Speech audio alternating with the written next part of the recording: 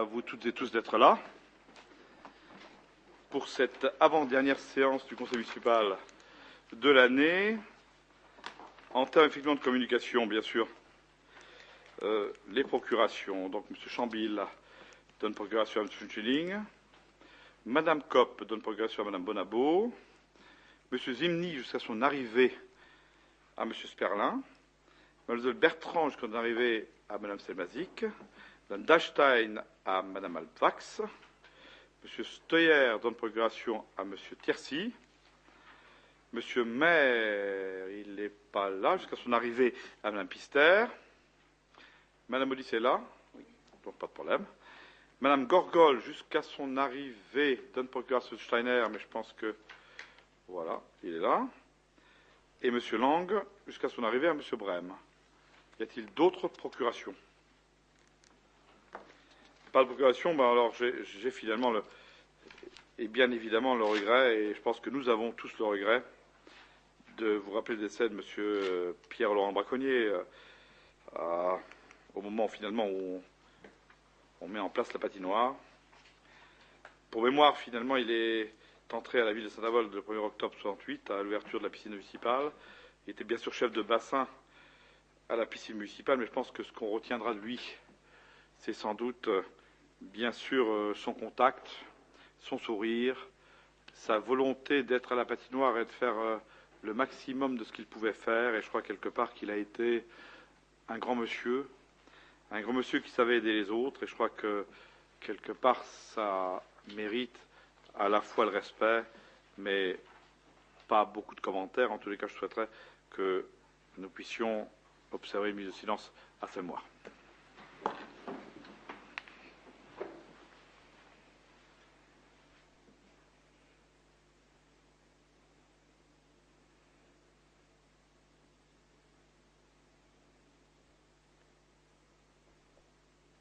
Merci à chacun d'entre vous. Je demanderai de rester debout puisque nous ferons, je dirais, la même chose pour Mme Simone Denis Steuer, la mère de notre collègue du conseil municipal Sylvain Steuer, décédé à l'âge de 87 ans.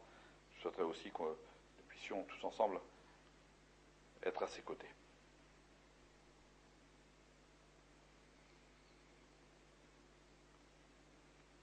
Merci beaucoup.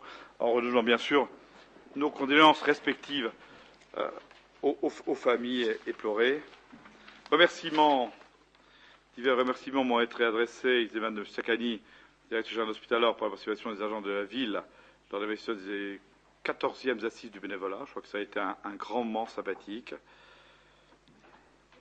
Parallèlement, je tiens à remercier tous les services techniques qui ont travaillé hier pour mettre en place les chalets pour le marché de Noël. Je crois qu'ils ont fait un très bon travail en un temps record, puisqu'on a essayé de faire finalement de ne déranger personne, de ne pas commencer à mettre en place trop tôt et finalement de finir avant midi. Donc je crois que ça a été fait sympathiquement. Bon, je le dis à M. Steuer qui n'est pas là, mais finalement au service, et que j'aimerais quand même qu'à un moment donné, lorsqu'il y a conseil municipal, je le dis à la police municipale très sincèrement et à M. Thiercy, j'aurais bien aimé qu'il y ait, je l'ai dit à M. Finot, qu'il y ait comme un agent qui fasse passer les conseillers lors d'un conseil municipal. Il n'est quand même pas normal que finalement les conseillers soient un peu aux périphéries, alors que quelque part il y a un conseil municipal. Je pense que M. Finot là n'a pas été à la hauteur. M. Thiercy, vous lui en ferez part. Je lui ai dit d'ailleurs directement par portable lorsque je me suis aperçu que les gens avaient la face aux barrières.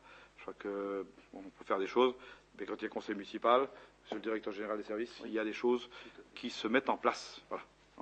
Donc si ce n'est pas mis en place, c'est que c'est quelque part. C'est bon. Bien. Motion. Nous avions discuté de 2 motions sympathiques. La première, bien sûr, est celle sur la Poste, et vous savez quelque part quel est mon engagement pour qu'on ne démantèle pas le service de la Poste. Et nous en aurons une deuxième sur, effectivement, la taxe professionnelle, puisque la taxe professionnelle, mes chers amis, c'est quelque chose d'important pour nous, donc on essaiera finalement de le faire. Alors, vous trouverez bien sûr sur vos tables un point supplémentaire qui est important, c'est qu'il restait quelques crédits au niveau de la politique de la ville et que nous pouvons avoir quelques subventions pour peu que nous prenions cette délibération. Politique de la ville, le contrat urbain et la cohésion sociale. Je vous demanderai bien sûr votre accord pour que nous puissions prendre en compte ce point supplémentaire et notamment les crédits de Madame la sous-préfète sur la politique de la ville qui nous seront finalement très utiles. Bien, le point numéro 1 contre la population et le recensement 2010. Mon cher Jean-Claude, vous avez la parole. Merci, monsieur le député maire. Dans le cadre de la loi relative à la démocratie et de proximité promulguée le 27 février 2002, le recensement de la population a lieu chaque année. Donc, ce n'est ni plus ni moins la même chose que l'année dernière, à la différence qu'on a réajusté un petit peu, on a demandé à l'INSEE de réajuster sa dotation forfaitaire. Donc, qu'on vous demandera d'inscrire au budget primitif 2010, a désigné par arrêté le coordonnateur communal de l'enquête de recensement et ses collaborateurs. Donc, c'est toujours Madame Astrid Pavlik qui est responsable du service population. Ses collaborateurs qui sont donc à recruter, des collaborateurs, les agents du service population élection, et à recruter sur une base de rémunération nette fixée à 600 € les 5 agents recenseurs suivants, Choquet Jacques, Madame Jair Sophie, M. Adaoui Adnan, Janus Patrick, Madame Zabila Valérie, et à signer tous les documents pour mener à terme l'opération de recensement de la population de l'année 2010.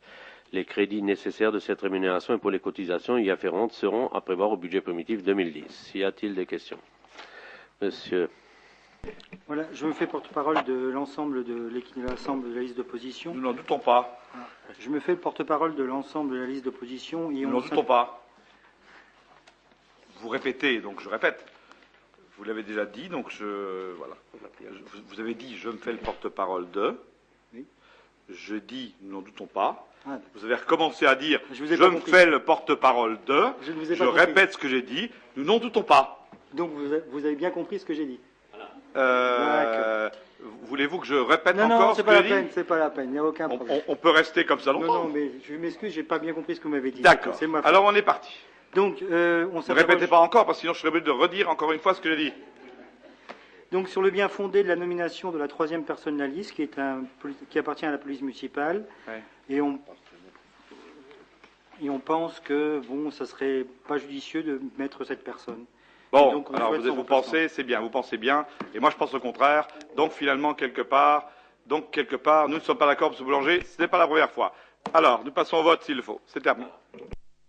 Alors, Monsieur Temsani, vous n'avez pas la parole. Vous n'avez pas demandé la parole, donc je vous demanderai d'être finalement... Alors, qui est contre? Qui est-ce qui s'abstient? Voilà. Ok, je vous remercie. Merci à vous. Nous passons au point numéro 2 qui concerne le Festival Jeune Public 2010, en demandant bien sûr à Mme Stelmazik de nous confirmer l'intérêt que nous avons réciproquement au travail qui a été fait par la MJC. Et je voudrais dire mon admiration devant la pièce de théâtre qui a été faite par la MJC, où quelque part j'ai été à la fois subjugué par le fait que nous avions au niveau effectivement de ce théâtre et de cette école effectivement qui apprend, je pense que nous avions là quelque part des pros. Et j'ai été à la fois très surpris, mais agréablement surpris de voir, Mme Stelmazik, qu'il fallait absolument que non seulement nous soutenions le jeune public pour avoir demain des gens au niveau de ce théâtre, et je remercierai bien sûr Mme Pister qui en faisait partie. Je crois quelque part que là, nous avons une véritable école du théâtre pour demain, et je pense qu'il conviendra finalement de la soutenir à la bonne hauteur parce qu'elle est exceptionnelle. Je vous en prie, Mme Stelmazik, vous avez la parole. Merci. Donc, je voulais simplement dire que on va reconduire le festival Jeune Public du mardi 9 au samedi 21 mars 2010. Donc, dans ce cadre-là, c'est toujours un partenariat avec l'Éducation nationale et puis la Maison des jeunes et de la culture. On a donc décidé la billetterie pour certains spectacles de 4 € pour les élèves des établissements de Saint-Avold et les séances tout public, et de 5 € pour les élèves des établissements extérieurs qui seront accueillis en fonction des places disponibles. Donc, dans ce cas-là, on demande d'autoriser l'encaissement de ces recettes par le biais de la régie de recettes des spectacles du centre culturel, d'autoriser Monsieur le député à signer tous les documents relatifs aux spectacles programmés de solliciter auprès du Conseil général, du Conseil régional et de tous les partenaires institutionnels une subvention dans le cadre de cette manifestation. Alors vous avez bien sûr le tableau qui récapitule les différents spectacles, donc ça concerne des enfants de 1 an jusqu'à des adolescents. Donc en principe, il est maintenant tout à fait contractuel. On a arrêté ça en ayant vu chaque fois tous les spectacles. Voilà, est-ce qu'il y a des questions? Alors on passe au vote. Qui s'abstient? Qui est contre? Merci.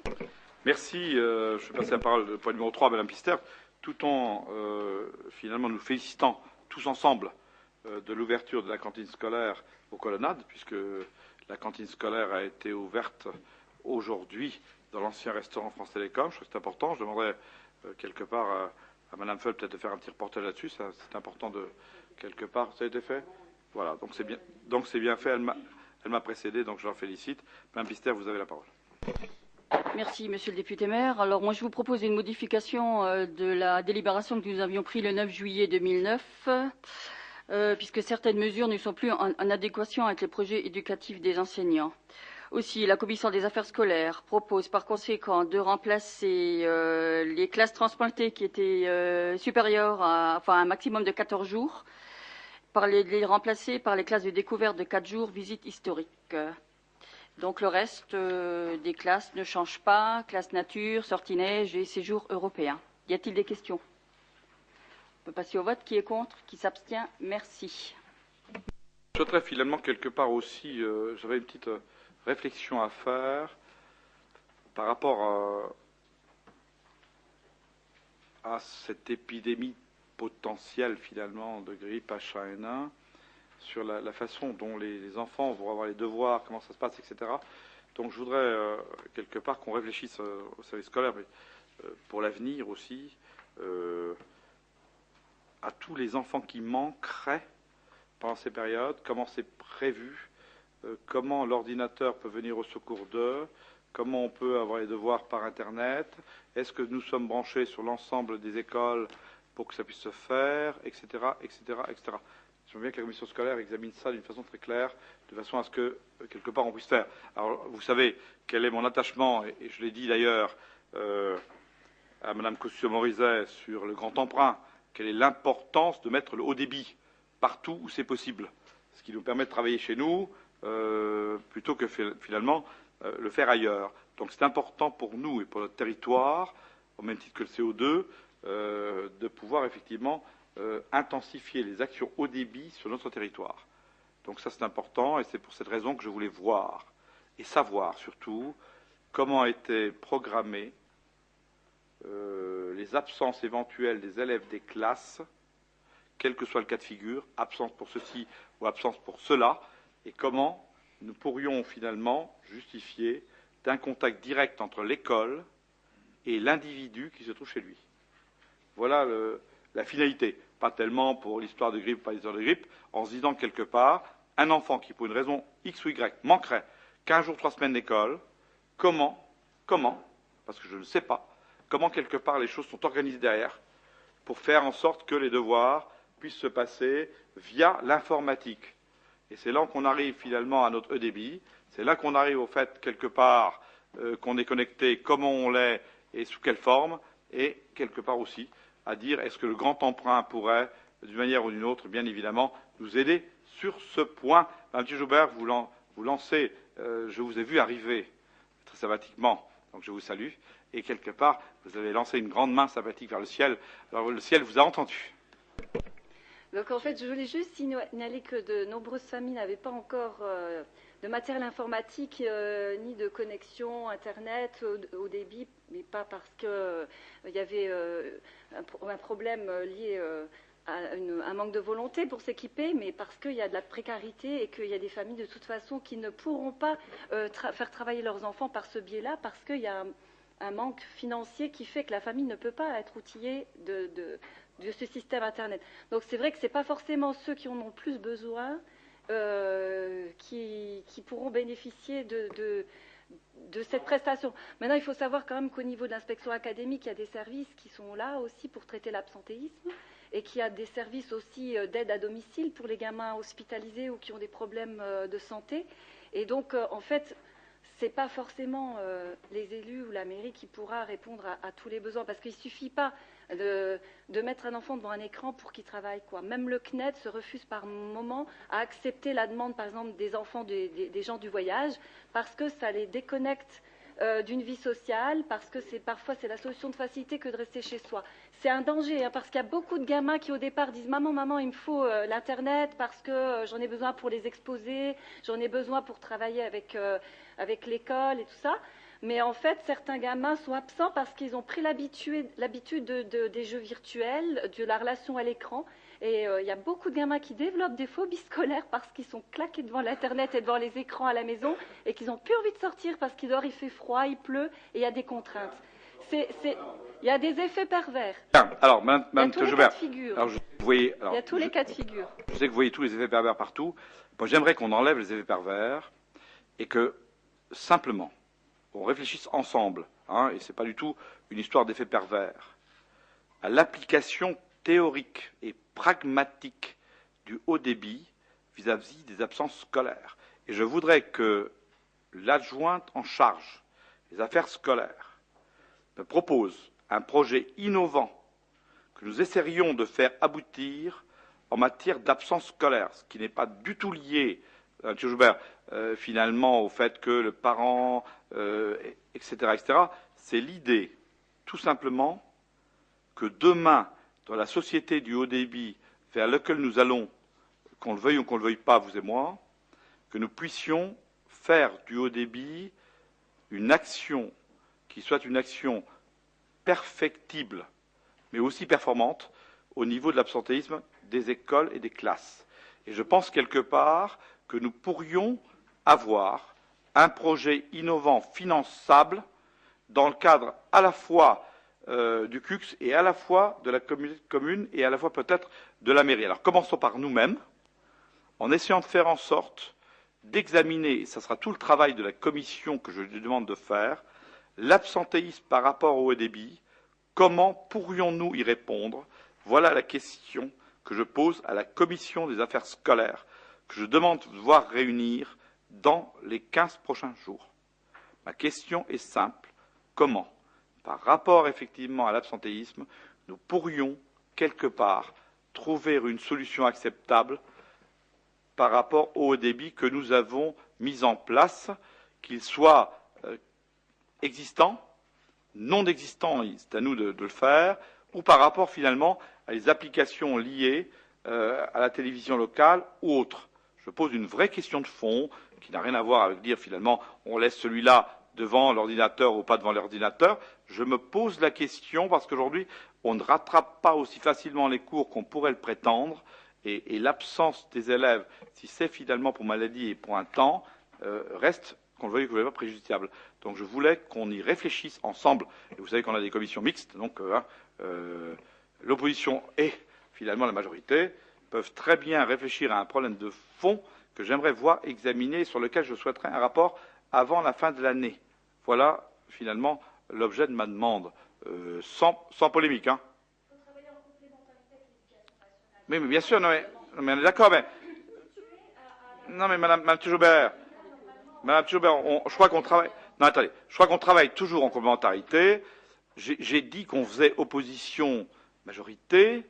On n'est pas là pour que vous me fassiez dire on travaille avec l'un ou avec l'autre. La proposition que je fais, c'est d'aller de l'avant. Tout en me disant, la commission a la charge de me proposer quelque chose, c'est son rôle. Elle associera les gens qu'elle voudra pour qu'on essaie de trouver une solution entre l'ensemble des écoles de Saint-Avold et un serveur commun, ou finalement des choses qui pourraient être proposées pour l'avenir. Je crois que c'est important qu'on en discute. Bon, ceci étant, Mme Pister, vous avez fini la parole, donc c'est terminé. On a parlé à Mme Maudis, bien sûr, pour l'octroi du solde des subventions de Macadam Sport. Mme Maudis, merci d'être venu à temps. Merci, Monsieur le député maire.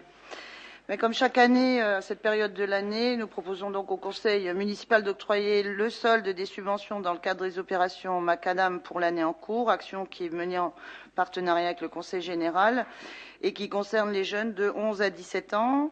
13 clubs sportifs donc se sont associés à cette opération. On travaillé avec les jeunes du CMSEA, PIS, Maison pour tous de la carrière, la MJC, la TMF. Il est noté également que 783 jeunes ont participé donc aux activités mises en place pendant les vacances scolaires. Et donc, après avoir pris l'avis favorable des commissions jeunesse, sport et vie associative, il vous est donc proposé d'attribuer le deuxième versement de ces subventions qui sont de 2 544 €. Y a-t-il des questions? Qui est contre? Qui s'abstient? Je vous remercie. Bien, nous accueillons avec plaisir Monsieur le maire. Le point numéro 5 concerne l'acquisition de 3 places de stationnement 6 en bordure de la rue des Américains, qui est une continuité d'un projet que nous avions. C'est finalement un projet de circulation. Monsieur Sperlin, vous avez la parole. Merci, Monsieur le député maire. Par délibération du 25 octobre 2006, votre Assemblée a décidé d'acquérir l'immeuble 68 rue des Américains en vue d'élargir à terme la rue des Américains dans son tronçon débouchant vers la rue Poincaré. Dans cet ordre d'idées, il vous est proposé aujourd'hui d'acquérir un terrain non bâti constitué de 3 places de stationnement cadastrées Bande Saint-Avold, lieu-dit rue des Américains, d'une contenance de 0,50 $. L'estimation domaniale a conclu à une valeur vénale du bien s'établissant à 17 500 €. Un accord a été conclu sur cette base avec le propriétaire, M. Grégory Bigel. Vos commissions des opérations immobilières et des finances vous proposent en conséquence d'acquérir pour le compte de la commune le terrain non bâti cadastré comme ci-dessus, constitué de 3 places de stationnement au prix de 17 500 €, conforme à l'estimation domaniale du 6 octobre 2008, payable comptant la signature de l'acte de vente aux frais de la commune, d'autoriser, Monsieur le député maire, à signer l'acte notarié à intervenir par devant l'un ou l'autre des 2 notaires en résidence à Saint-Avold, de préciser que les crédits nécessaires à cette opération sont disponibles au chapitre 21, article 2112 du budget primitif 2009. Y a-t-il des questions? Oui, effectivement, il faut savoir que cette portion de la rue des Américains n'est pas très fréquentée, et je parle en connaissance de cause parce que je l'emprunte assez souvent. De toute façon, il y a 2 portions de rue qui débouchent sur la rue sur la rue Poincaré, la portion de rue des Américains et la rue de la Mercelle. C'est les deux portions de route qui débouchent sur la rue Poincaré. Bon, si, c'est les deux. Oui, oui. Bon, l'endroit n'est pas très fréquenté. Très peu de voitures y passent. Bon, je le vois. Bon, d'une part, on a déjà racheté effectivement un immeuble. Il en reste encore 3. Un immeuble, oui, oui. Il en reste encore 3 à racheter. Bon, je pense que c'est pas une affaire urgente. Alors là, quand je vois qu'on rachète à M. Bigel 3 places de parking, alors que M. Bigel, dans son projet du carré de la Mercelle, a préféré payer des amendes que d'installer le nombre de parkings afférents à son projet, et ils nous vend 3 places de parking à 35 000 € l'art. 35 000 € l'art.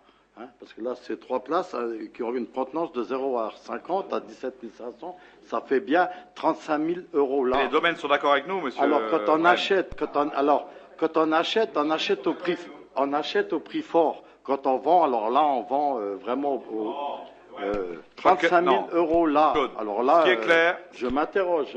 Interroge-toi encore. Oui. Vous avez vu quelquefois que la dernière fois que vous êtes interrogé, le tribunal ne vous a pas donné raison. Donc il est clair, je ne vais pas revenir sur les choses. Vous voyez, je suis gentil. Je ne donne pas d'infos mauvaises. Bien, ce qui est important, je veux une continuité. Le plan de circulation de Saint-Avold, vous savez tous quelque part que c'est un vrai problème parce qu'on n'a pas de place, on ne peut pas tourner. Et on a pris une fois la décision d'acheter tout ce qui est possible d'acheter dans l'axe. Donc on a acheté un premier immeuble, après il y a les parkings, il faut qu'on l'achète tout le long. Alors, vous dites, monsieur Brem, c'est votre avis, que finalement, peut-être pour tourner ou pour demain faire un plan de circulation, en tout cas ce que je sais aujourd'hui, c'est que tous les gens qui ont eu à plancher sur les plans de circulation en ville, c'est un vrai casse-tête chinois. Donc il est clair que tout ce qu'on pourra donner comme terrain qui est vendable parce qu'on ne peut jamais obliger personne à vendre, malgré ce que vous dites. C'est que finalement, quelque part, ça peut nous apporter un plus. Donc je considère que la continuité de l'idée de racheter tout ce qui sera vendable au moment X dans le même secteur pourra nous permettre un jour de faire un certain nombre de choses. Voilà. Alors, c'est vrai que quelque part, l'estimation des domaines, je ne peux pas aller à l'encontre de l'estimation des domaines. Maintenant, elle est ce qu'elle est. Ce n'est pas moi, le directeur des services, qui finalement fait l'estimation. Il est clair qu'aujourd'hui, on a une opportunité d'acheter. Je demande à ce qu'on achète. Parce que le fait de ne pas acheter, demain, nous posera peut-être d'autres problèmes. En tout cas, ce qui est clair. Si on veut demain donner un sens à la rue Poincaré ou à d'autres, on aura peut-être besoin de tourner autrement, parce que vous connaissez bien le problème. On passe rue de Gaulle, on fait rue Hirschauer, on revient après. Bon, dire que c'est la panacée, c'est faux. Dire qu'on pourra trouver une solution qui soit une solution pertinente, je pense que nos commissions y travaillent, et je voudrais leur rendre hommage parce que ce n'est pas très facile, mais que le fait de pouvoir à un moment donné bifurquer à droite ou à gauche pourrait être une opportunité. Hein? Donc je pense quelque part que ça, c'est pas finalement de l'achat pour rien, c'est simplement du placement pour quelque chose, donc je pense que c'est du placement pour l'avenir. Si certains avaient acheté des choses il y a quelque temps, peut-être qu'on pourrait peut-être mieux circuler ou circuler autrement. En tous les cas, ce qui est clair, tout ce qui sera vendable dans cette rue sera acquis parce qu'il faut qu'on revienne à un moment donné vers la rue Poincaré, ça lui donnera, à mon avis, matière et existence. Voilà ce que je pense. Y a-t-il d'autres interventions? Sinon, on passe au vote. Qui est Non. Qui est contre? Qui s'abstient? Bien. Donc, la délibération est adoptée. Numéro 6 concerne, M. Superlin, pour l'université concernant les bourses initiatives. M. Dircy, vous avez la parole. Merci, Monsieur le député maire. C'est relativement simple dans la mesure où, dans le cadre toujours de sa politique en faveur de la jeunesse, le conseil municipal, donc en juillet 2009 au point 9, avait reconduit l'opération bourse initiative. Or, à ce jour, il vous est présenté donc 2 dossiers, Mademoiselle Kégun pour les poursuites d'études, avec une participation de 200 €, et Monsieur Renner Jean-Claude pour passer le permis de conduire pour un montant de 400 €. Donc, compte tenu de ce qui précède, il vous est demandé d'approuver les demandes et les crédits nécessaires sont inscrits au budget 2009. Y a-t-il des remarques ou des objections? Alors, s'il n'y a pas de remarques ou d'objections, je voudrais quand même souligner que c'est la première fois quand même que la municipalité va verser pour un permis de conduire 400 € pour M. Renner Jean-Claude, qui est donc un éducateur de l'association Pays au Vennec. Et puis, tout notre souhait l'accompagne avec cette somme-là, pour qu'il puisse au moins avoir le permis de conduire et pouvoir se déplacer à Marseille, au moins avec le papier rose. Qui est contre? Qui s'abstient? Merci. Merci à tous. Point numéro 7 concernant une décision modificative, M. Sperlin, vous avez la parole. Dans le cadre d'acquisition de sèche-mains pour divers sites de la commune, foyer Jeanne d'Arc, Cuchet, Vennec, Lagora, de souffleurs pour les concierges, d'outillage pour les ateliers et de nouveaux bacs à sel, il vous est proposé d'établir un virement de crédit du compte frais d'études vers le compte suivant, 21 0201 2158, pour un montant de 20 000 €. D'autre part, la location avec option d'achat du camion Kerax du service voirie se termine en décembre. De ce fait, il vous est proposé d'acquérir ce véhicule et donc d'établir un deuxième virement de crédit du compte frais d'études vers le compte suivant, 21 822 2182, pour un montant de 24 400 €. Après avis favorable de vos commissions des travaux et des finances, votre Assemblée est appelée ce jour à autoriser Monsieur le député maire à établir et signer cette décision modificative. Y a-t-il des questions? Pas de questions, donc on passe au vote. Qui est contre? Qui s'abstient? Adopté à l'unanimité. Merci, M. Sperlin. Nous passons au point numéro 8 qui concerne le lotissement communal Ardent du Pic et la création, bien sûr, d'un budget annexe. Jean-Claude Juding, tu as la parole. Merci, Monsieur le député maire. Par délibération du 28 septembre 2009, vous avez décidé de créer un lotissement dit Ardent du Pic d'une superficie d'environ 87 451 m², pouvant comporter 14 lots, et qui sera desservi par une voirie qui viendra se greffer sur le giratoire rue Almeyer. Donc, en application de l'instruction budgétaire et comptable M14, la réalisation d'un lotissement communal doit se faire au travers d'un budget annexe. Concernant la TVA, la vente de terrains viabilisés dans les lotissements à usage industriel ou artisanal est assujettie à la TVA de plein droit. La vente de l'eau dans les lotissements d'habitation n'est pas assujettie à la TVA, sauf si la collectivité opte pour l'assujettissement TVA sur option. Les dépenses réalisées au titre des équipements particuliers au lot et des équipements communs ne sont pas éligibles au fonds de compensation de TVA, FCTVA, mais peuvent faire l'objet de récupération de TVA par voie de déduction fiscale. Donc, vu ce qui précède, il vous est proposé de créer un budget annexe pour le lotissement Ardent du Pic, de solliciter l'ouverture d'un secteur TVA, d'opter pour l'assujettissement de la TVA pour les ventes de terrains à bâtir à usage d'habitation aux personnes physiques afin que la commune puisse bénéficier de la récupération de la TVA par voie fiscale, de donner pouvoir à Monsieur le député maire afin de poursuivre l'exécution de la présente délibération. Question. Pas de questions. Qui est contre? Qui s'abstient? Je vous remercie. Merci beaucoup. Je passe la parole pour le point numéro 9. Demande de subvention musée, école Jeanne d'Arc à Hervé Hoquet, tout en le félicitant pour son investissement personnel sur le devoir de mémoire. Merci. Merci de me donner aussi un point qui me donne l'impression d'être encore au boulot et qui va nous rajeunir tous.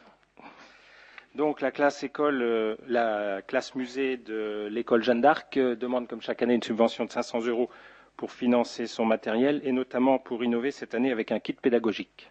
Voilà. La directrice souligne aussi qu'elle a reçu beaucoup de gens, notamment lors de la journée du patrimoine. Voilà. Et finalement, il faut aussi qu'on se dise, OK, qu'on a souhaité quelque part faire à la fois ce musée-école à Jeanne d'Arc, qui vient en complément des travaux qui vont démarrer pour l'histoire de nos archives. Donc archives, musée-école, journée patrimoine, ça a un véritable sens à Jeanne d'Arc et c'est le sens qu'on a souhaité donner finalement à l'investigation municipale. Y a-t-il des questions? Des oppositions? Des abstentions? Merci. Merci, M. Hoquet. Le point numéro 10 concerne le Texa, bien sûr, avec la création de 2 cours de tennis synthétiques après l'inauguration des cours de tennis par un beau soleil. Jean-Claude Brem était là, donc finalement on a pu constater ensemble de visu ce qui allait et ce qui n'allait pas. En tous les cas, je tire mon chapeau au président du Texas. Je crois quelque part que les associations qui veulent faire, qui ont envie de cofinancer, c'est important. Et on a d'ores et déjà sur ce projet, finalement, l'accord implicite du président de la fédération, dans ce qui n'est pas rien. Monsieur Kiguski, vous avez la parole. Merci, monsieur le député maire. Pardon? Ah bon, d'accord. Donc... Tu dis à Mathieu Joubert que la Saint-André, c'est le 30 novembre. Je voulais te la souhaiter aujourd'hui, ça part. D'accord. Je me lance. On y va donc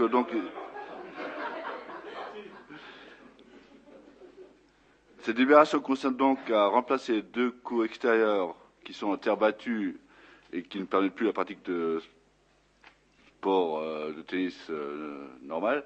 Et donc on fera un revêtement synthétique devant le Texas, devant le salle de sport, on va dire.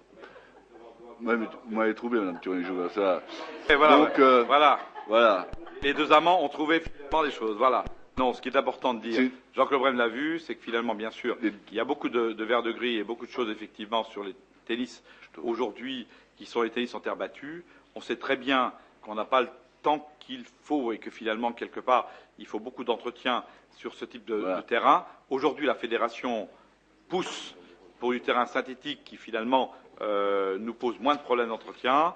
Donc nous sommes partis sur un partenariat qui serait à la fois sympathique et qui serait, à mon avis, dans l'air du temps, puisque le tennis, au jour d'aujourd'hui, avec, je dirais, ce que la Moselle fait en termes de tennis, avec la Coupe de Moselle et autres, je pense qu'on a un club qui va de l'avant, qui a un nombre important aujourd'hui d'utilisateurs, et il serait important qu'on règle ce problème des 2 cours qui sont aujourd'hui en terre battue et qui ne sont pas finalement très pertinents et très intéressants.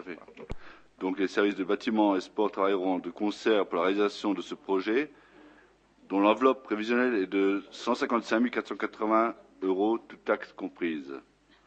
Compte tenu de ce qui précède, vos commissions des travaux et des finances vous proposent d'autoriser Monsieur le député maire à inscrire des crédits nécessaires à cette opération au budget 2010, remplir et signer toutes les formalités administratives relatives à l'ensemble du projet, solliciter tous les organismes susceptibles de subventionner l'opération. On y rajoutera, Gusky quand même, toutes les personnes susceptibles de subventionner ou de faire. J'entends par là, finalement, Monsieur Melcher, vous noterez, tous les gens qui font partie des chantiers d'insertion. Je veux que ce soit noté comme ça. Et finalement, je ferai un petit coucou à Patrice Maher, qui est arrivé en retard, donc finalement c'est normal qu'à un moment donné, n'est-ce pas, on l'interroge sur effectivement les problématiques et le rattrapage qu'il faut avoir sur ce qui a peut-être moins bien marché sur le Bicross. J'aimerais bien quelque part qu'on se rattrape un peu sur les fondations du tennis. Voilà. Et nous demanderons à l'AFPA, très officiellement, bien évidemment, de pouvoir nous donner et nous prêter main forte. Voilà. Il y a une subvention de 16 000 euros qui a été déjà versée par la CNDS au mois de 16/5/2009. Voilà. Oui, moi j'aimerais bien avoir des informations sur le montant injecté lors déjà du revêtement des 2 premiers cours, donc on a inauguré vendredi. Parce qu'il me semble quand même qu'on s'était positionné il y a 2 ans à peu près, en prenant une délibération dans laquelle on avait subventionné déjà un cours. Et donc il y avait un deuxième cours que le club prenait à sa charge par le financement de l'association, un prêt bancaire fait par le club. Donc moi j'aurais aimé savoir pourquoi à l'époque on n'a pas fait de demande de subvention. Parce qu'à ma connaissance, nous, mairie, oui, mais le club par rapport à son... Et donc... Monsieur Joubert, ce qui est clair, il y a eu deux cours de fait, si vous voulez. Un par la commune, l'autre par le club, là-dessus c'est clair. À partir de là, on a souhaité avoir un peu de pognon, un peu du département, par le CD57, on a eu un peu. On n'a pas eu de la région, je regarde un petit peu quelque part que la région ne s'est pas mouillée dans cette affaire-là. Je reverrai le président Masseret, parce que je trouve quelque part qu'il est important aussi que la région puisse effectivement aider les collectivités comme nous, avec 17 écoles primaires, etc., sur cette affaire-là. Et le delta est bien pris en charge par un prêt du club. C'est là où je disais au club qu'il a eu à la fois l'audace, parce que tout le monde ne l'aurait pas eu, l'audace de faire un prêt pour combler le delta qui n'était pas financé ni par la commune, ni par le département. Et je crois que c'est important à mettre en place. Donc ça veut dire que si nous avions affaire, je vais sur les 2 autres cours de tennis, j'aimerais que la région y participe, ça je verrai le président Masseret personnellement là-dessus, et quelque part il y aura encore une fois une convention entre la collectivité et le club, pour que bien évidemment il y ait aussi une part du club. Et je crois que ça c'est normal, parce que quand vous regardez finalement ceux qui veulent, sans apporter la moindre quote-part, alors prenons des cas très précis, où il faut toujours tout faire, mais le club lui-même n'apporte pas sa contribution, ni sous forme d'augmentation finalement du coût de la carte, etc. Moi je trouve assez exemplaire qu'un club ait eu l'audace de dire nous sommes aussi capables de faire un prêt, nous sommes aussi capables de demander des subventions de notre côté, et on essaie de faire un partenariat. Et ça je le trouve exemplaire.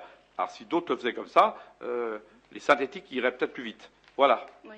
Mais je pense qu'en fait, si une banque a prêté cet argent, c'est quand même que le club a les reins assez solides et que donc il peut assurer quand même, grâce aux licences et aux activités qu'il fait, son travail. Il peut apporter Grâce surtout, à son travail. Quand même, il a une capacité de remboursement qui est non négligeable.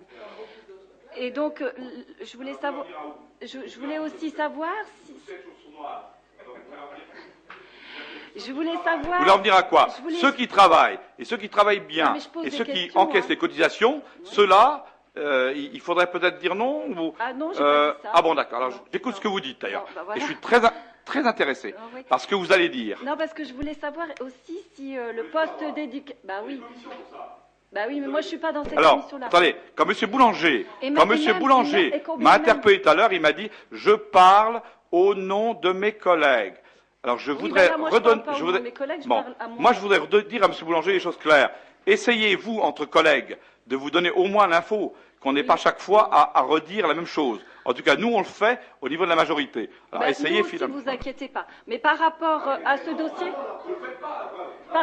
dossier, en commission, il n'y avait pas tous les chiffres on voulait avoir. Donc, il ne faut pas. Non. Oh là. Je voulais donc savoir le poste d'éducateur, s'il était financé, le poste d'éducateur mis à disposition de ce club, s'il est financé totalement par la mairie ou si...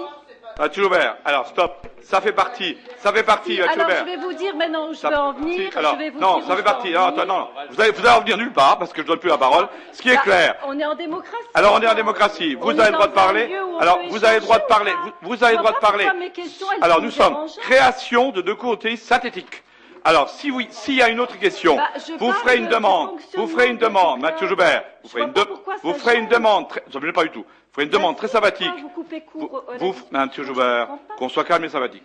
Vous ferez une demande très sympathique à Madame Audis qui vous répondra très sympathiquement. Tout pourra être lu, tout ce que vous voulez est transparent. Seulement, comme je vous ai dit, je tiens à une chose qui est claire, et là-dessus, vous ne pouvez que me rejoindre. Les commissions doivent travailler, et c'est à eux, finalement, de faire en sorte de. L'information doit transiter, et c'est à nous de la faire transiter. Mais on ne va pas, à chaque conseil municipal, se poser la question de A, de B, de C, de D, si vous avez la sur maîtrise chaque des chose. dossiers, vous pourriez répondre, ou sinon votre adjoint, elle peut répondre. Je veux dire, quelque part, les gens qui ne sont pas dans la commission, mais qui doivent statuer la création sont en de 2 droit cours de réclamer des informations.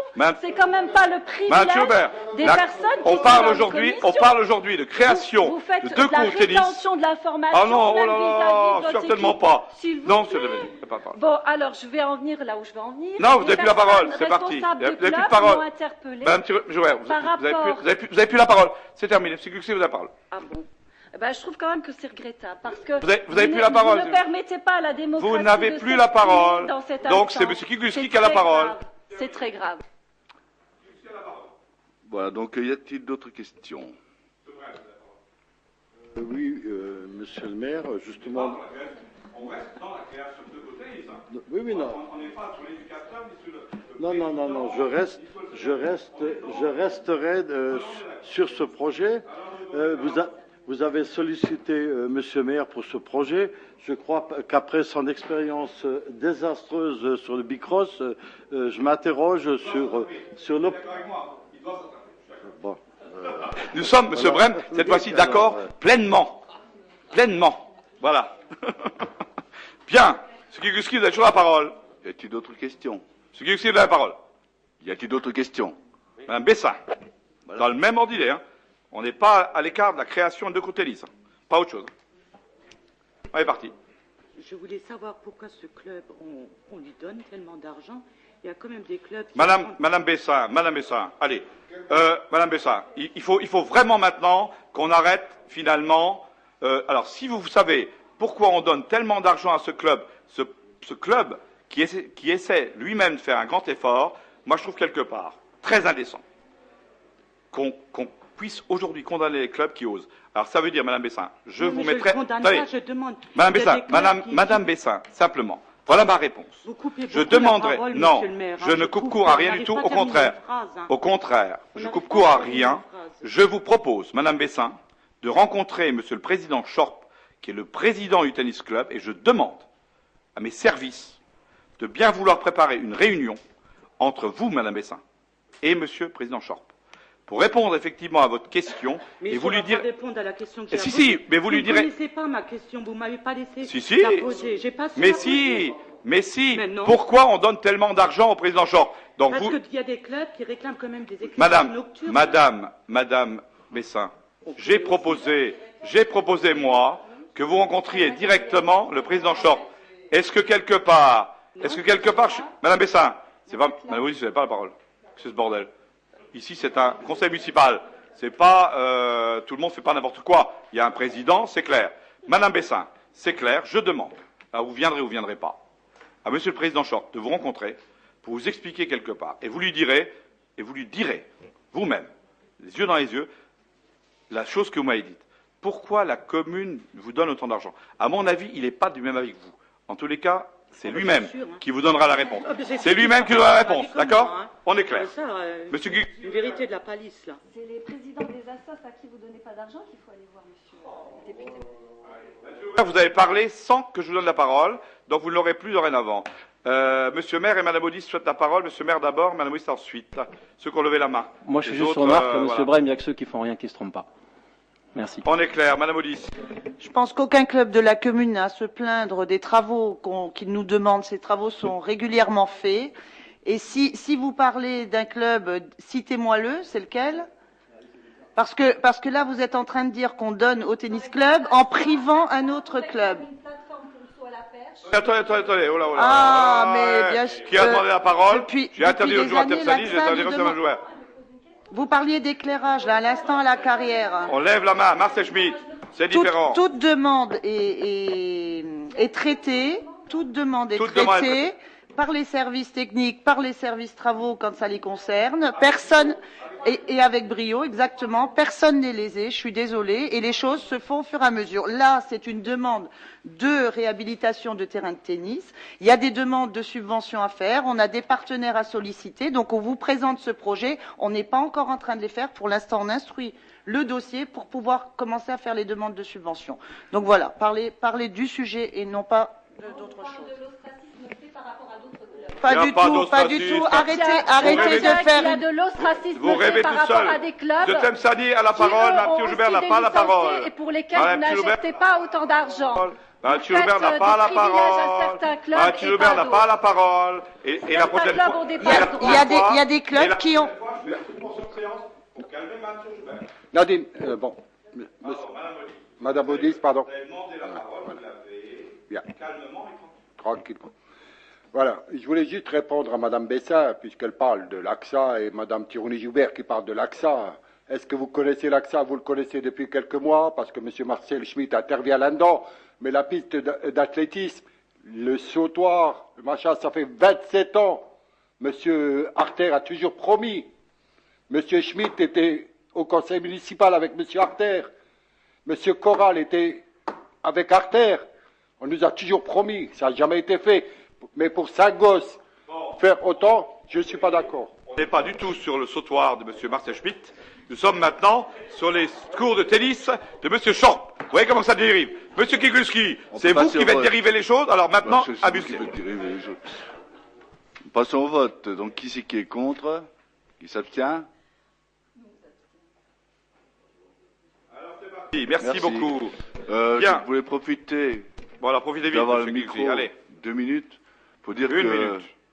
Pour vous inviter à un match de basket en e-sport qui se déroulera le 9 janvier 2010 au COSEC de la Carrière contre Saint-Herblain, pardon, ouais, près de Nantes. Saint-Herblain, c'est Nantes, ouais. Ouais, tout à fait. Et c'est un match décisif pour monter en National 1B. Et c'est donc au COSEC de la Nous serons Carrière. là. Venez-y nombreux, on a besoin de supporters. Alors on sera là. Merci, M. Kigulski. Le point numéro 11 concerne 18 heures, l'installation de vidéosurveillance. Vous aurez dans vos casiers, vous aurez une invitation. Je pense que si Kigulski en parle, c'est qu'il aura finalement à faire pour inviter chaque conseiller municipal. Voilà. Bien. Point numéro 11 concerne la vidéosurveillance. Vous savez quel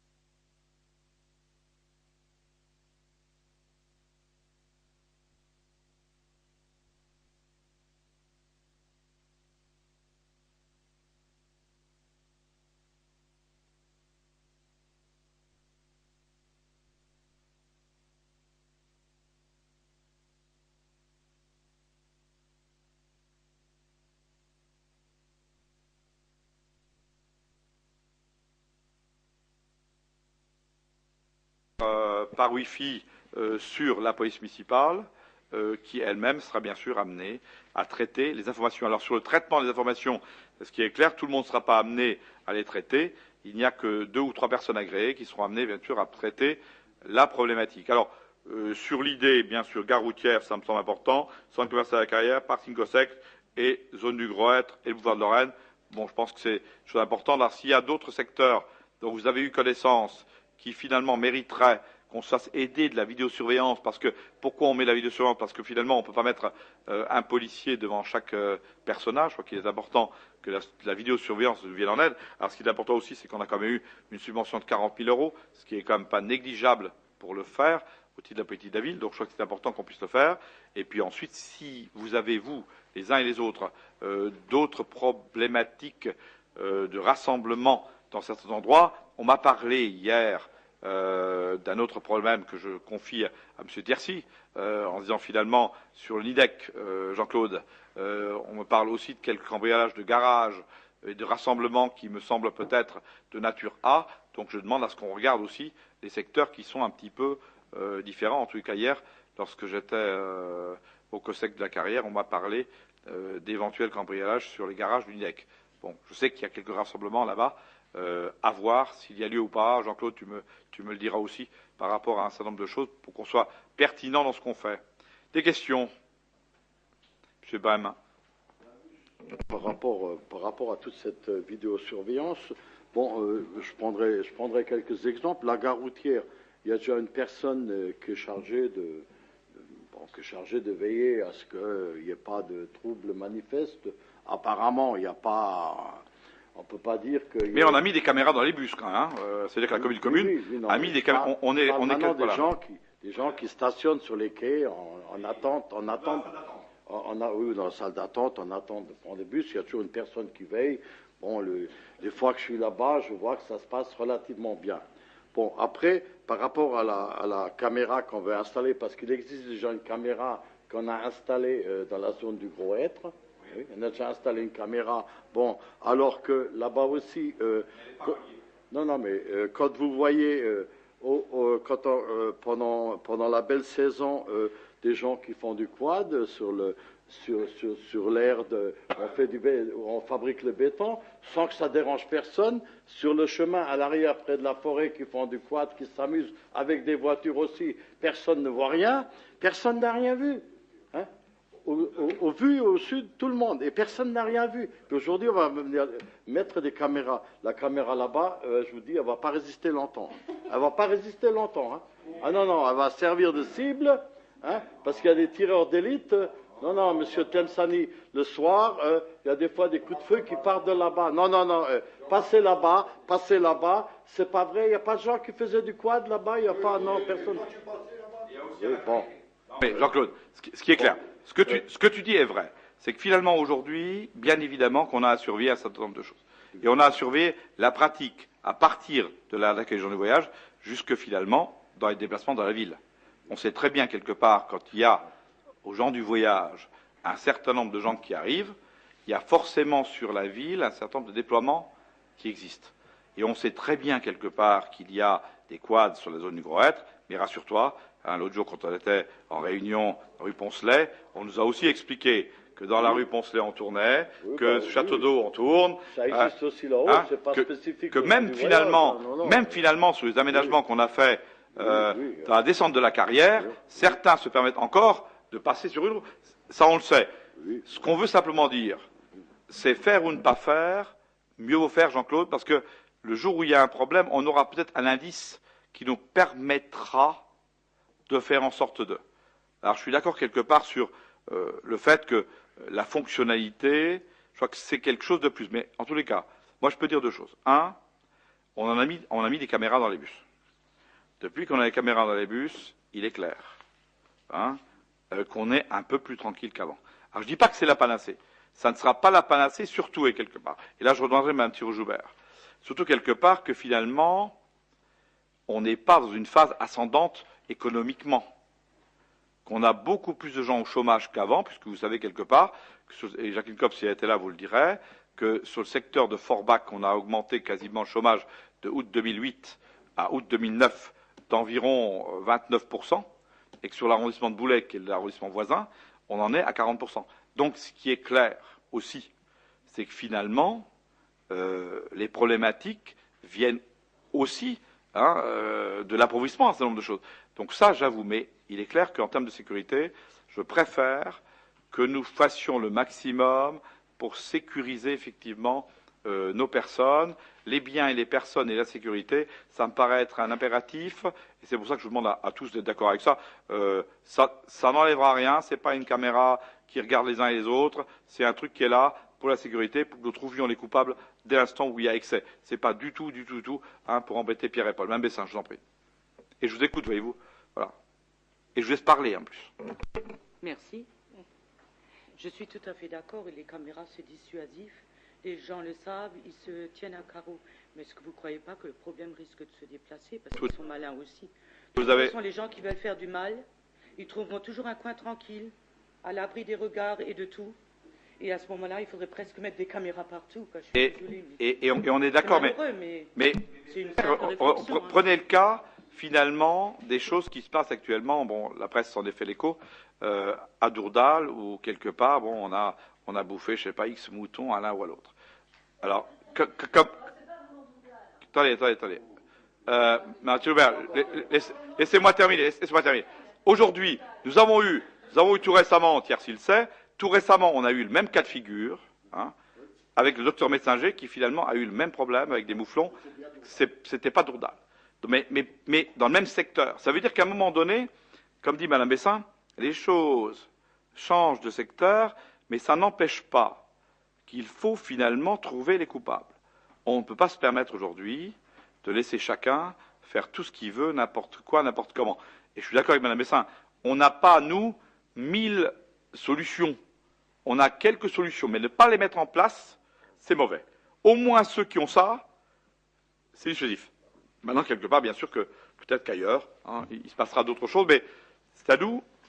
Il y a Christian Thiercy, quelque part, particulièrement avec ses services, qui doivent être opérationnels, et je le répète, parce que, quelque part, dans mon idée aussi, nous regardons un petit peu la police intercommunale et autres, je crois qu'il y a une importance à ce que finalement, nous ayons des gens sur le terrain qui, quelque part, soient à la fois présents et à la fois présents sous contrôle de personnes qui sont là pour regarder ce qu'ils font. En tous les cas, ce qui est clair, ce n'est pas la panacée, j'en suis convaincu, mais ne rien faire, c'est sans doute ne pas apporter de solution.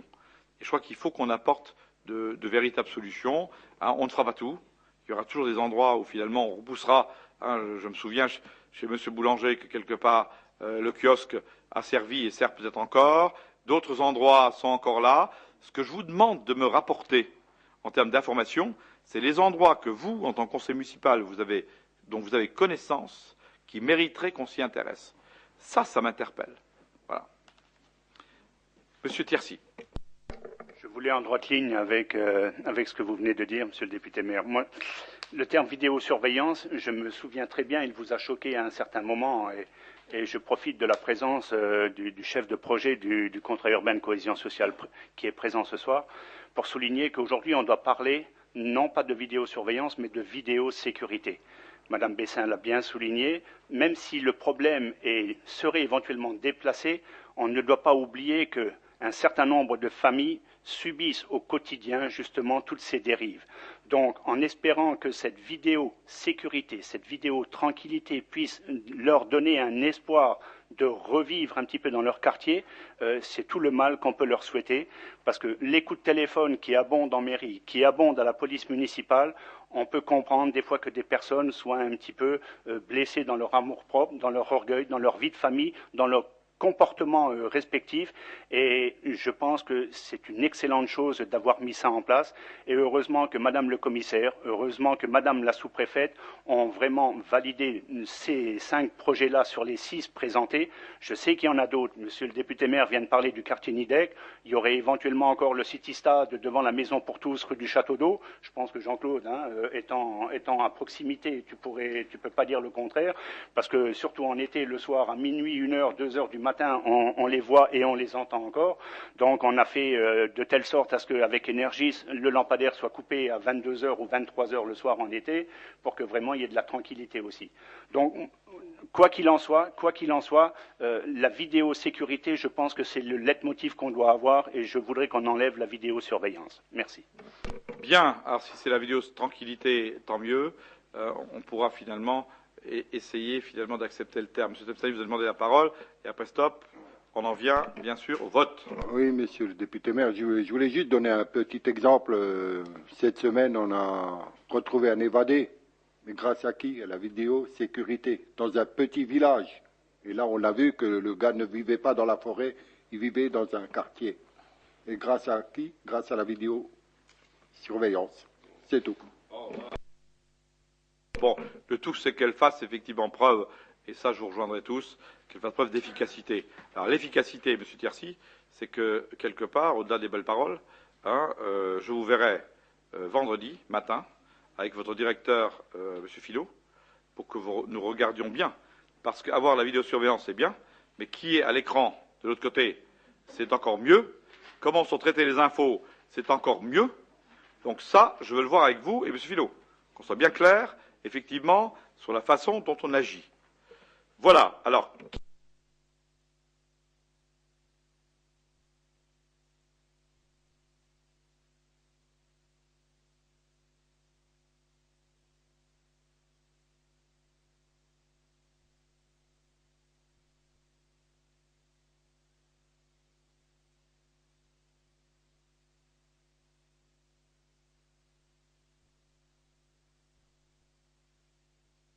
Je vous remercie, non, c'est bien. Non, mais chacun son opinion. Moi, je suis d'accord. Là-dessus, aucun problème. Bien. Modification des commissions municipales, puisque quelque part, il y a toujours dans les gouvernements un certain nombre de petites modifications. Donc, nous allons aussi modifier un certain nombre de choses dans l'organisation de nos gouvernements. Bien. Alors, il convient aujourd'hui pour une meilleure organisation, bien sûr, d'apporter quelques modifications. Alors, Madame Bourmas reprendra, ou prendra, je ne sais plus, reprendra les affaires scolaires, et à partir de là, je vous demande bien sûr d'accepter sa présidence de la commission des affaires scolaires. Manard Pister reprendra les affaires sociales, et M. Tepsani, par rapport finalement aux choses qui évoluent, prendra la présidence de la commission du logement qu'il avait toujours, mais va s'intéresser bien sûr à la restructuration hospitalière, au commerce, à l'artisanat. Pourquoi au commerce? Parce que j'ai chargé M. Betty d'une mission importante au niveau du centre équestre et j'aimerais qu'il s'y consacre pleinement parce que c'est important quelque part que nous puissions trouver pour le centre équestre des vraies finalités et des vraies ambitions pour demain. Je crois que c'est un vrai boulot. Alors, Tepsani, artisanat, développement économique, commercial et la diversité qui quelque part est importante, au même titre finalement que l'identité nationale. Donc, voilà ce qui est proposé. Alors, dans les modifications qui sont proposées simplement, c'est que bien sûr, les affaires scolaires seront maintenant présidées par Mme Bourmas, rien ne change. Mme Pister prend bien sûr la présidence de la commission des affaires sociales et M. Tepsani prend la présidence, bien sûr, de la commission qu'il avait avant avec les mêmes personnes, à moins que certaines souhaitent changer. À partir de là, vous me le direz, d'une commission qui s'appellera Logement, Restructuration hospitalière, Commerce, Artisanat, Développement économique, commercial et diversité. Voilà, sur lequel, effectivement, je rajouterai l'identité nationale. Voilà. Y a-t-il sur les... Alors, et sera composée cette commission de Tepsani, Mme Benker, Mme Pister, Mme Stemazik, Mme Bonabo, Mme Kopp, Mme Dachstein, Mme Galland et Mme Thierry-Joubert. Est-ce que quelqu'un veut s'y rajouter ou changer? Monsieur Brem? Il y a quelque chose qui m'interpelle. Oui. On a mis les personnes âgées avant qui relevaient des affaires sociales. Bon, on les a mis dans les commissions du personnel, hygiène et sécurité. Ça veut dire... Attendez. Au débit, je ne vois pas très bien. Non, attendez. Alors, je vais vous expliquer. Vous avez raison. C'est mal marqué. C'est mal marqué. Alors, simplement, nous avons chargé Jean-Claude Futcheling, je vous expliquerai pourquoi, de s'occuper tout particulièrement de la maison du troisième âge. Alors, c'est pas personne âgée. Il n'est pas chargé du tout de personne âgée parce que ça revient, personnage revient à Mme Pister. Par contre, compte tenu de notre investissement ville, qui est un investissement financier quand même, au niveau de la maison du troisième âge, 8 rue Mangin, que ce soit la résidence, surtout la résidence du troisième âge, sur laquelle nous avons quand même cautionné un certain nombre de logements occupés, moins occupés, etc., etc. J'ai demandé à Jean-Claude Schutting, compte tenu de l'aspect financier, donc Jean-Claude Brem, vous avez raison, il est marqué, et la maison du troisième âge, 8 rue Mangin, pas autre chose. Voilà. Et les personnes âgées sont bien du ressort des affaires sociales et de Madame Pister. J'aimerais bien quelque part qu'on les rétablisse là où elles sont. À exception, bien sûr, tout ce qui est... Ah, vous... non, très bien. Ça, je dois dire à Jean-Claude, très bien. Hein. Ça a bien été dans mon... Ça a été clair dans mon esprit, mais je n'ai pas regardé comment c'était écrit. Et quelque part, vous avez bien vu les choses, et je pense que c'est très bien que vous l'ayez vu et que les choses soient faites. Hein. Donc, Jean-Claude Schutting, par rapport aux engagements de la ville, engagements financiers, j'entends bien, sur la résidence troisième âge et maison troisième âge, je souhaite que ce soit lui le représentant au niveau de la maison troisième âge, 8 rue Mangin. Pas autre chose. Voilà. Alors là encore, bon, c'est comme les coquilles. Regardez, peut-être ça, l'autre jour, on a eu une invitation parce que Frédéric Mitterrand était donc à Metz aujourd'hui. Et quand vous regardez l'invitation, c'est toujours marqué cabinet de la ministre de la Culture et de la Communication. Vous voyez, voilà. Voilà. Bon, c'est toujours des choses qui arrivent. Mais bien, Jean-Claude, hein, je remets ce qui est à remettre partout. Alors, si certains veulent changer de commission ou autre chose, vous en profitez. Voilà. Pas de problème majeur là-dessus. Qui est contre? Qui s'abstient? Je vous en remercie. Bien, sur le point supplémentaire numéro 1, qui concerne bien sûr le contrat urbain cohésion sociale, c'est Thiercy qui nous rapporte le point, donc je vais lui passer la parole. Merci, Monsieur le député maire. Comme c'est un point qui vient de nous arriver sur la table, donc je vais être amené à le lire entièrement. Je n'ai pas pu l'étudier auparavant.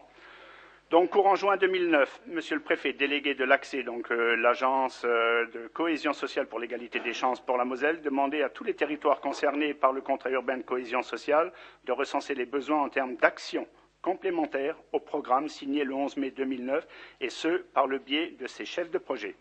En ce qui concerne la commune de Saint-Avold, l'action retenue en juin a été celle portée par les Restaurants du Cœur, intitulée « Lutter contre l'illettrisme par la créativité ».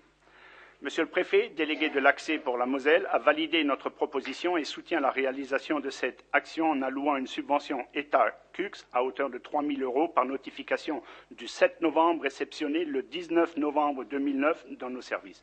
Cette action en partenariat avec la Maison de la Jeunesse et de la Culture de Saint-Avold, le Centre culturel Pierre Mesmer de Saint-Avold et la Fondation Orange est destinée à certains bénéficiaires des Restaurants du Cœur rencontrant des difficultés avec la langue française. Un seul but a été fixé, celui de donner la possibilité aux bénéficiaires volontaires ainsi qu'à leurs proches d'accéder à la culture par des ateliers d'écriture, de lecture et de théâtre. Cette approche de l'illettrisme sera menée avec des intervenants compétents, formés à des méthodes adaptées en fonction des difficultés rencontrées par les personnes concernées. L'accès à la culture s'est également donné la possibilité d'assister à des spectacles au Centre culturel Pierre Mesmer de Saint-Avold, espace peu fréquenté par le public concerné à ce projet. Il faut donc amener la culture aux portes de nos bénéficiaires. La commune de Saint-Avold est sollicitée à cofinancer cet avenant au programme d'action 2009 à hauteur de 2 930 €. Donc vous avez le détail de l'action lutter contre l'illettrisme. L'axe prioritaire est donc la citoyenneté, le service en mairie, jeunesse, sport, vie associative. Subvention accès CUX État 3 000 €, subvention commune Saint-Avold 2 930 €. À noter que la Fondation Orange soutient ce projet à hauteur de 2 500 €. Aussi, il vous est proposé de verser une participation financière de 2 930 € à l'association Les Restos du Cœur. Les crédits sont prévus au chapitre 65-52-6, article 65-74, subventions aux associations. Remarques, objections? On passe au vote. Qui est contre? Qui s'abstient? Merci bien.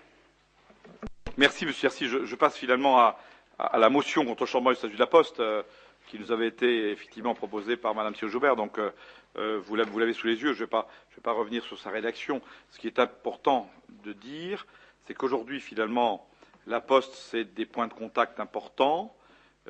Aujourd'hui, on cherche à moderniser tout en privatisant, ce qui finalement, au niveau des facteurs, et au niveau des agents font qu'ils sont mal à l'aise. Donc je souhaiterais qu'on soit relativement unanime à demander, bien évidemment, à ce que ce changement de statut de la Poste ne soit pas réalisé pour une raison finalement évidente de ce qui nous parvient les uns et les autres à nos oreilles par rapport bien sûr au vécu des agents. Je ne vous dirai pas quelque part sur le bureau de poste c'est un vol ci ou cela. Il est clair qu'aujourd'hui un certain nombre d'agents sont très mal à l'aise finalement dans l'histoire du changement de statut. Donc je souhaiterais qu'on soit relativement unanime à voter cette motion. Alors il est clair s'il y a des changements que vous souhaitez les uns et les autres sur le rédactionnel, on peut le changer un peu, c'est pas le problème. C'est le problème de fond, c'est qu'on soit finalement tous d'accord sur la finalité. Monsieur Brem, vous avez la parole. Sur la rédaction de la motion, à un moment on dit le gouvernement s'est inscrit dans une logique de libéralisation. Mais moi je dirais le gouvernement et sa majorité parlementaire. Le gouvernement sans sa majorité parlementaire, les lois ne passent pas.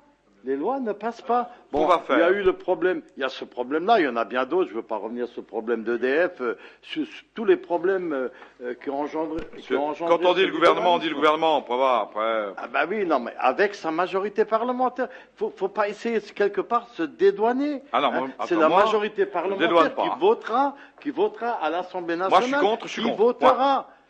Si effectivement ils sont pour la privatisation ou s'ils sont contre, c'est les parlementaires qui vont voter, qui vont Alors acter. on est d'accord. Regarde, moi je n'ai pas l'état d'âme. Demain je vais voter avec les socialistes sur effectivement la fin de vie. Pourquoi? Parce que j'ai proposé à ma majorité finalement une motion pour qu'on autorise effectivement la fin de vie. D'autres ne sont pas forcément d'accord. Les socialistes ont repris les choses pour qu'on le vote. Demain je voterai la motion et l'amendement proposé par la majorité socialiste. Ce n'est pas le problème. Aujourd'hui, c'est de dire qu'aujourd'hui, on sent un malaise sur la Poste, et quelque part, aujourd'hui, nous, élus, pas ni députés ni rien, aujourd'hui, le maire, ses adjoints, ses conseillers municipaux, ressentent quand même, par rapport aux agents qui travaillent, un certain malaise, et ce n'est pas le fait de privatiser qui va régler le problème. Voilà.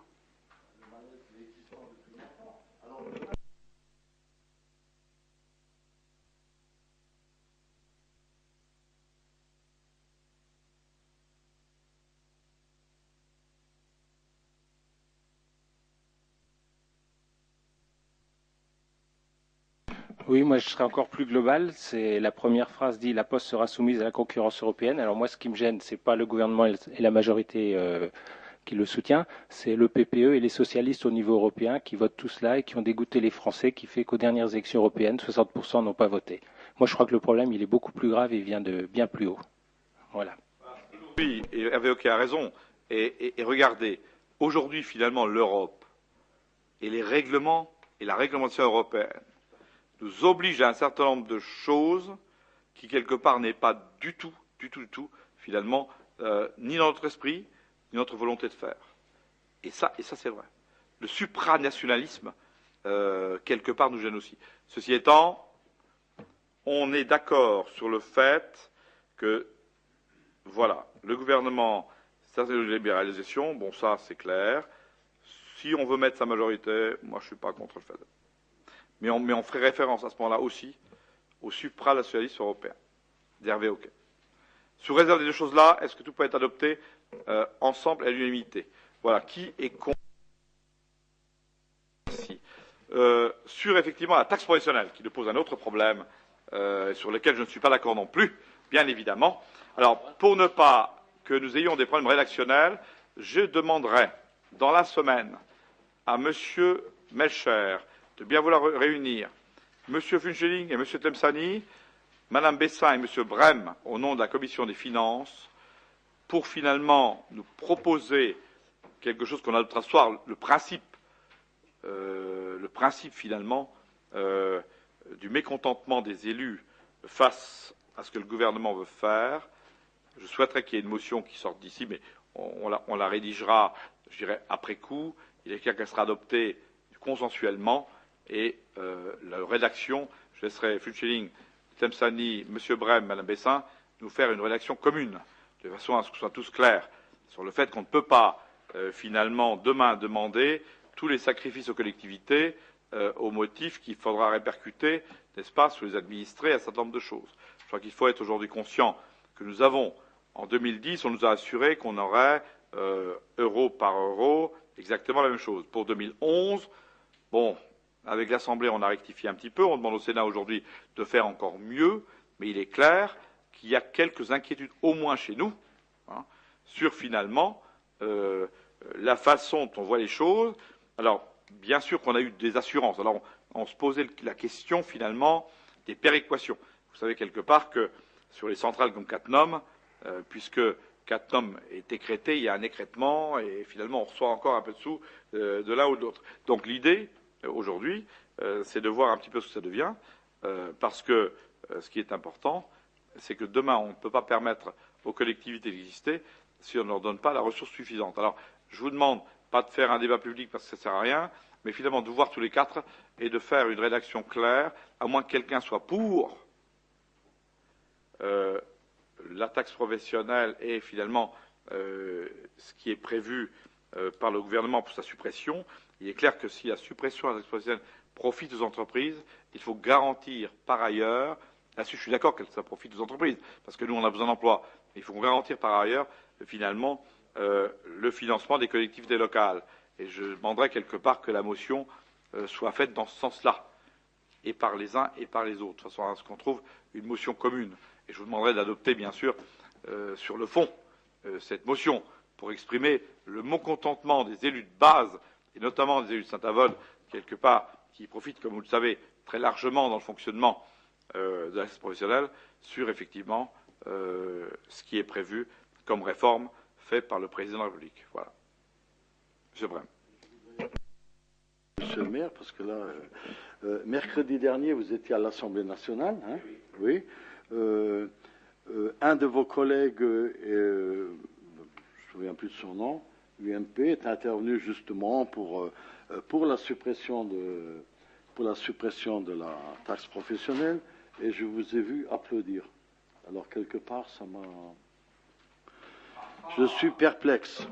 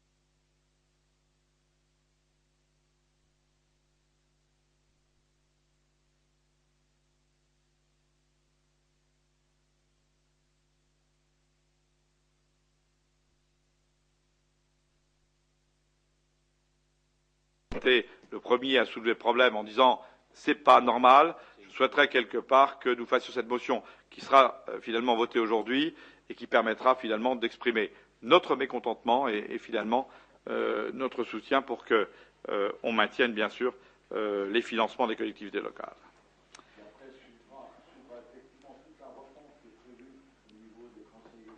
Ah ouais.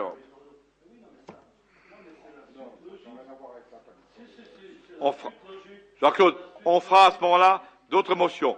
Sur l'idée d'une motion, pour l'idée d'une motion contre le projet gouvernemental, qui est contre? Qui s'abstient? Je vous en remercie. Je laisse le soin à M. Brem, à Mme Bessin, à M. Ching, à M. Temsani et à la commission qui sera invitée, commission des finances, de nous rédiger quelque chose qui tienne la route là-dessus. Voilà, en saluant effectivement M. Lang pour sa venue. Mme Tepper, vous avez la parole. Merci, Monsieur le maire. J'aurais voulu rajouter quelque chose. Alors, je ne suis pas une spécialiste, mais par rapport à la taxe professionnelle, j'ai écouté un petit peu, j'ai vu une émission, et par rapport à la taxe professionnelle pour les industries et pour les sociétés de services, et ce qui était dit m'a interpellé quelque part. Et donc c'est vrai que je voudrais que les commissions se penchent là-dessus et qu'on réfléchisse simplement au lieu de dire non à la taxe professionnelle. Quand la taxe professionnelle a commencé au départ, on était vraiment dans de l'industrie pure. On a migré vers des sociétés de services. Donc il y a peut-être maintenant, ou alors je raconte n'importe quoi aussi. Je veux dire,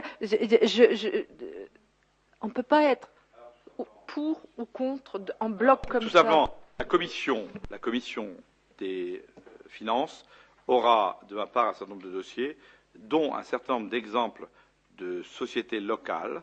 Je prendrai l'exemple simplement d'une société qui s'appelle Cabron Intérim, sur lequel, quelque part, le fait de voter cette suppression de taxe professionnelle et finalement la réforme l'obligerait quelque part à plus de 60% d'augmentation. Donc c'est quelque chose qui est important. Et ce qui finalement découlerait de cela un certain nombre de licenciements. Donc il est clair, on fait une taxe professionnelle pour soulager les entreprises. Et force est de constater qu'on ne soulage pas toutes les entreprises. Et comme vous disiez, sur les entreprises de services, à mon sens, alors autant sur un certain nombre d'entreprises, finalement, supermarchés et autres, il est un peu normal que dès l'instant où on a 200 employés, on paye un peu plus de TP que celui qui est un industriel. Mais il y a d'autres cas où c'est quasiment l'inverse. On est service, mais on paye beaucoup plus que ce qu'on payait, ce qui oblige à licenciement. Ça, c'est des choses qui vont être effectivement bien étudiées par la Commission des finances et qui donneront lieu, bien sûr, à cette motion. Madame Tepper, vous avez raison, effectivement, de le souligner et vous avez bien compris les choses. Voilà, mesdames, messieurs, merci pour votre écoute. Je pense qu'on est au bout, il n'y a pas de problème d'autre. OK. Voilà, merci à vous et bonne soirée.